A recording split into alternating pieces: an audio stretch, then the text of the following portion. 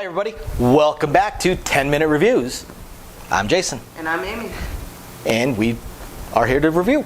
We try and keep these reviews at 10 minutes or less. We're primarily focused on books and authors, of course, but we'll do movies and anything else we can think of. But generally, it's going to be books. And today, I want to talk about Project Hail Mary. And some of you guys may not have heard of it. Some of you certainly have. But I promise you guys have heard of the author. The author is Andy Weir, and yes, you have. Oh, so just let me yes, finish. The author is Andy Weir, who wrote The Martian. Oh. So he's written a number of books, obviously, and one of the things I like about him and his writing is the fact that he doesn't write these long, ongoing series. He writes an absolutely phenomenal book. It has a beginning, a middle, and an end. You don't have any questions. You don't have any plot holes left. You don't have the ongoing mysteries that you're wondering. You don't have a cliffhanger at the end. When you finish the book, you are satisfied.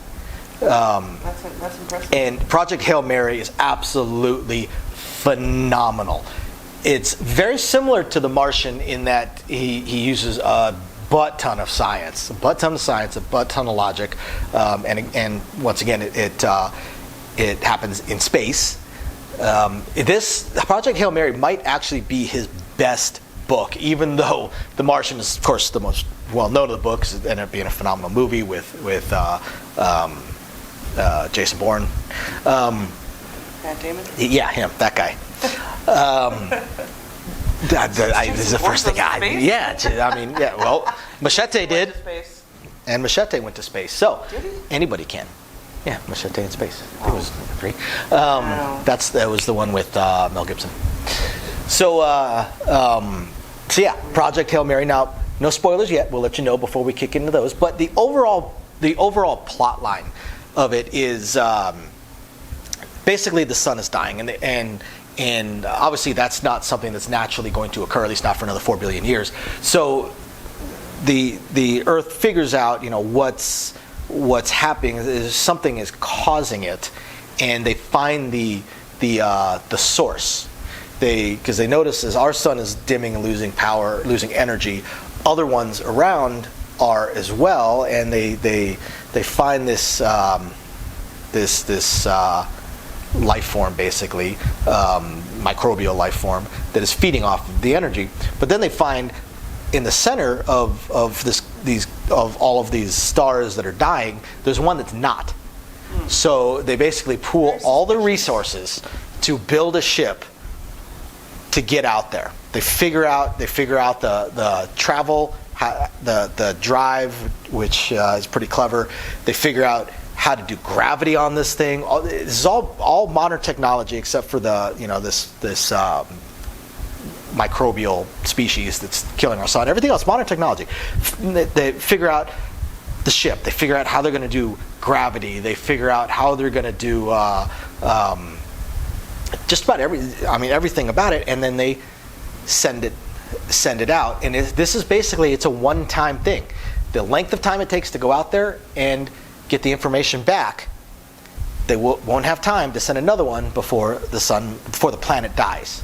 So it has to go. And it even talks about some of the things they do to extend the time of Earth cooling off to a population death point, and how they pull that off. And it's just fascinating, that science. But once the main character, Ryland Grace, gets out there, he ends up running into another ship. And then has to, and that's exactly what it is. And through some issues that occur, he's by himself. So then he has to by himself figure all this stuff out. And this character is a high school science teacher. So how it goes about that he's the one that ends up out there. It's all in the first half of the book, but it is just absolutely phenomenally written. I read this as part of, I have a little reading group with some friends at work, and I'm by far the fastest reader in it, by orders and orders and orders of magnitude. So I typically, when we're reading books, I read a couple chapters, and then I stop for a week, 2 weeks. then I'll spend 10 minutes reading and I'll stop for a week, 2 weeks.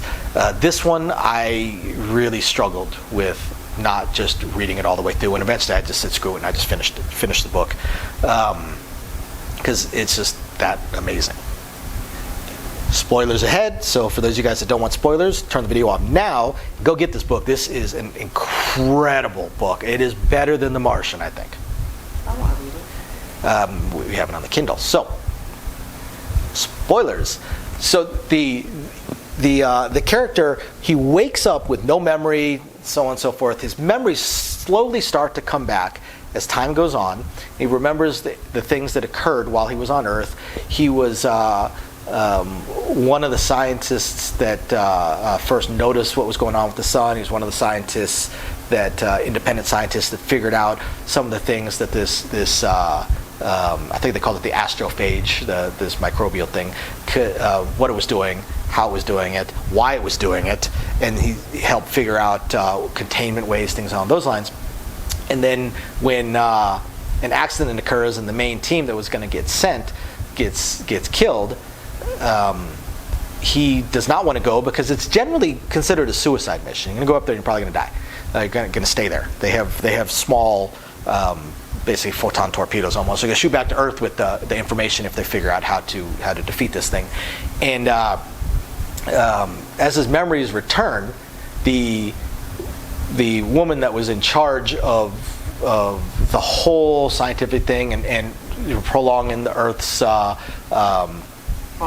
longevity, she basically drugged him to steal his memory and send him out there, because by the time his memory would have come back, he would have been so invested in the science of figuring this out, which unfortunately he is.